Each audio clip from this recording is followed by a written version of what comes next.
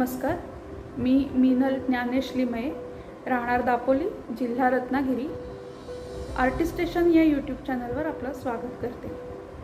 आज मी आपल्याला मधुबनी चित्रकला याविषयी थोडीफार माहिती सांगणार आहे. मधुबनी चित्रकला ही भारतातल्या अनेक कला प्रकारांपैकी एक अतिशय प्रसिद्ध अशी चित्रकला आहे किंवा लोककलाही आपल्याला म्हणता येईल. त्याला मिथिला पेंटिंग असंही म्हणतात, कारण भारतातल्या बिहार राज्यामध्ये मिथिला प्रांतामध्ये ही कला जोपासली जाते. या कलेचं एक वैशिष्ट्य आहे की ही जास्तीत जास्त करून स्त्रियांकडून जोपासली जाते. तसंच नेपाळमधल्याही काही भागांमध्ये ही कला जोपासली जाते. असं म्हणतात की जनक राजाने आपल्या मुलीच्या म्हणजेच सीतामाता आणि प्रभू रामचंद्र यांच्या विवाह सोहळ्याप्रित्यर्थ नगरीतल्या मिथिला नगरीमधल्या सर्व चित्रकारांना चित्रे काढून त्यांची पूर्ण नगरी सजवायला सांगितलेली होती.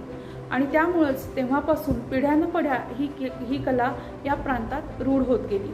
येथील स्त्रिया अजूनही त्यांच्या घरं ही या चित्रशैलींनी सजवत असतात. मुख्यत्वे करून या चित्रकलेचा विषय हा सण समारंभ, फुलं पानं, विविध ऋतू तसंच विवाह सोहळे हा असतो. यामध्ये नैसर्गिक रंग हिरवा, पिवळा, काळा, लाल असे नैसर्गिक रंग वापरले जातात. हे नैसर्गिक रंग म्हणजे जसं उदाहरणार्थ हळद पिवळ्या रंगासाठी, त्याच्यानंतर पिंपळाची साल लाल रंगासाठी, असे निसर्गातलेच विविध विविध वनस्पतींचे रस वगैरे वापरून हे रंग ते तयार करायचे आणि प्रत्येक कलाकार हा स्वतःचा रंग स्वतः तयार करायचा. हे ह्या कला प्रकाराचं वैशिष्ट्य आहे. तसंच ह्याच्यात कुठलीही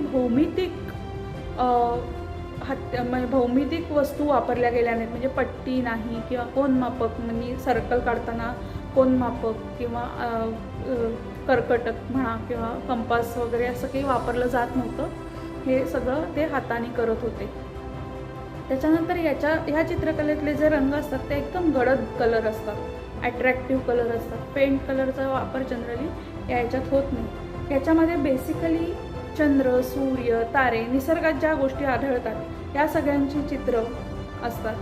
तसंच जास्तीत जास्त राम, कृष्ण, शिव, पार्वती, कालीमाता, लक्ष्मी, सरस्वती या आयडॉल्स पण या चित्रकलेमध्ये यांचा समावेश असतो.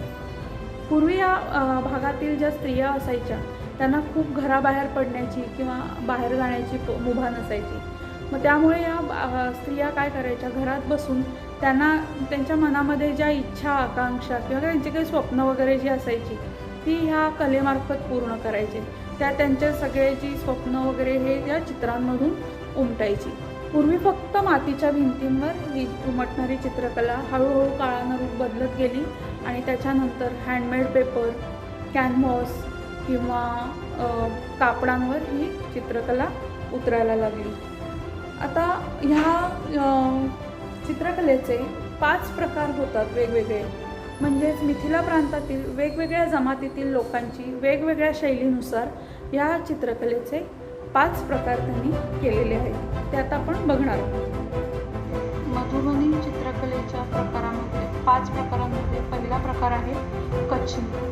कच्छनी ह्या चित्रकलेच्या प्रकारामध्ये जे चित्र काढलं जातं त्याच्या आजूबाजूची जागा ही ठराविक पॅटर्ननी भरली जाते. म्हणजे उभ्या डॉट लाईन्स, त्याच्यानंतर चौकोन, त्रिकोण, गोल, टिंब ह्या अशा वेगवेगळ्या पानं, फुलं या सगळ्यांनी ती पूर्ण जागा भरली जाते. आणि हे कमीत कमी रंग वापरून, म्हणजे जनरली ब्लॅक अँड व्हाईटच रंग वापरले जातात, पण जर रंग वापरला तर अगदी कमीत कमी रंग वापरून हे चित्र काढलं जातं. त्याच्यामध्ये दुसरा प्रकार आहे भरणी. भरणी या प्रकारामध्ये चित्र जे काढलेलं असतं ते पक्ष्यांचं किंवा फुलं पानं अशी असतात आणि ते पूर्ण जास्तीत जास्त रंग वापरून आणि जास्तीत जास्त डार्क शेड्स वापरून हे चित्र काढलं जातं. आणि त्याच्यानंतर तिसरा प्रकार आहे गोधना. गोधना हा प्रकार सर्कलमध्ये चित्र काढलेलं असतं आणि ते सर्कलमध्ये सिम्बॉल ठेवून त्याच्या आजूबाजूला वेगवेगळे पॅटर्न्सनी हे चित्र काढलं जातं. जसं की मासे, त्रिकोण, त्याच्यानंतर फुलं, पानं, हे सगळे, किंवा डान्सिंग गर्ल्स, किंवा असे काही वेगवेगळे पॅटर्न्स आहेत मधुबनीमध्ये, ते पॅटर्न्स वापरून हे सर्कल पूर्णपणे भरलं जातं. त्याच्यानंतर एक प्रकार आहे तांत्रिक म्हणून. तांत्रिक हा प्रकार जो आहे हा वेगवेगळ्या तंत्रविद्या, जादू टोणे वगैरे याच्यासाठी पूर्वी वापरला जायचा. पण त्या तांत्रिक प्रकारामध्ये जनरली घरात नजर लागू नये किंवा असे म्हणून ते तांत्रिक पेंटिंग्स घरामध्ये लावली जायची. त्याच्यामध्ये एक येतं श्रीयंत्र येतं, त्याच्यानंतर महाकाली, महादुर्गा, महागणपती हे अशी किंवा कमळ, ही अशी चित्र जी आहेत ही तांत्रिकमध्ये आहेत. ती बघून आपल्याला वाटणारही नाही की ती मधुबनी असतील, पण मधुबनीमधला तांत्रिक हा प्रकार आहे. त्याच्यानंतर सगळ्यात शेवटचा प्रकार म्हणजे कोहबर. तर कोहबर हा प्रकारामध्ये सगळी म्हणजे भरभराट, प्रॉस्पेरिटी म्हणजे मुबलकता हे दाखवली जाते. याच्यामध्ये जनरली ऋतूंचे सोहळे, त्याच्यानंतर लग्न सोहळे, मुंज, किंवा एखादं राम सीता वनामध्ये फिरताना किंवा असे काही कार्यक्रम असतील त्यांचं चित्रण जास्तीत जास्त या चित्रकलेच्या प्रकारात होतं. त्याच्यामध्ये जेवढे तुम्हाला पवित्र चिन्ह जी असतील तेवढी सगळी वापरली जातात. जनरली शिवपार्वती आणि राम आणि सीता यांची चित्र ही असतात कोहबर या प्रकारामध्ये. तर असे हे 5 प्रकार आपले मधुबनीचे होते. आपण सर्वांनी मी सांगितलेली माहिती ऐकून घेतल्याबद्दल आपले धन्यवाद. तसंच मला माहिती सांगण्यासाठी हा प्लॅटफॉर्म उपलब्ध करून दिल्याबद्दल आर्टिस्ट स्टेशन यूट्यूब चॅनल आणि कलांकुर फेसबुक पेज यांचे मी आभार मानते. नमस्कार.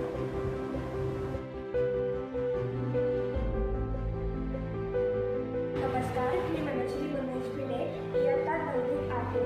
मी वेदिकाताई दांडेकर यांच्या नृत्यानंद कथक अकॅडमीमध्ये शास्त्रीय नृत्याचे शिक्षण घेत आहे. आर्टिस्ट स्टेशन या यूट्यूब चॅनलसाठी मी आज माझी कला सादर करणार आहे.